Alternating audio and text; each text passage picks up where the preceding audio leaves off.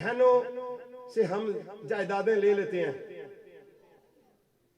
مجھے ایک خط آیا. میری یہ باتیں عبرت کے لیے ہوتی ہیں, میں نام نہیں بتاتا کیونکہ سینکڑوں ہزاروں بندے رابطے میں ہوتے ہیں ہمارے پاس, فون کرتے ہیں, میسج کرتے ہیں, انہیں راستہ ملتا ہے.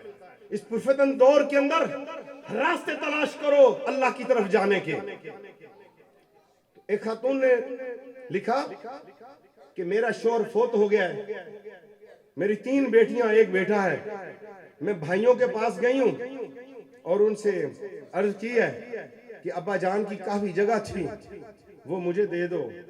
تو انہوں نے کہا آپ پہلے بیان ہمارے حق میں کر دو تو پھر انشاءاللہ ہم آپ کو پیسے دے دیں گے. تو اب میں نے بیان ان کو دے دیا ہے اور اب وہ مجھے پیسے نہیں دے رہے.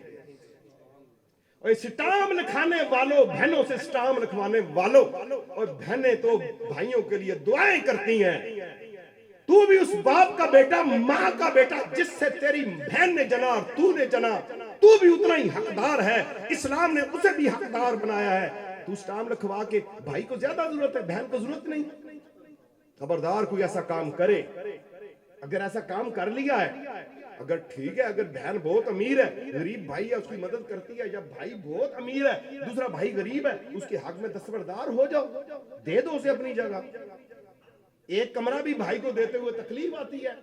اللہ تو رشتہ داروں کے حکم کہہ رہا ہے یہاں پر, اللہ حب ذوی القربی کا حکم آیا ہے. ہم تو رشتہ دار کو قتل کر دیتے ہیں, ہم تو چچا اور چچا زادوں کو مار دیتے ہیں زمین کے اوپر. خدا مومنوں اگر ایمان چاہتے ہو, میں امور ایمانیات کے اوپر بات کر رہا ہوں, حق کی بات دے کے جا رہا ہوں, عمل آپ نے کرنا ہے.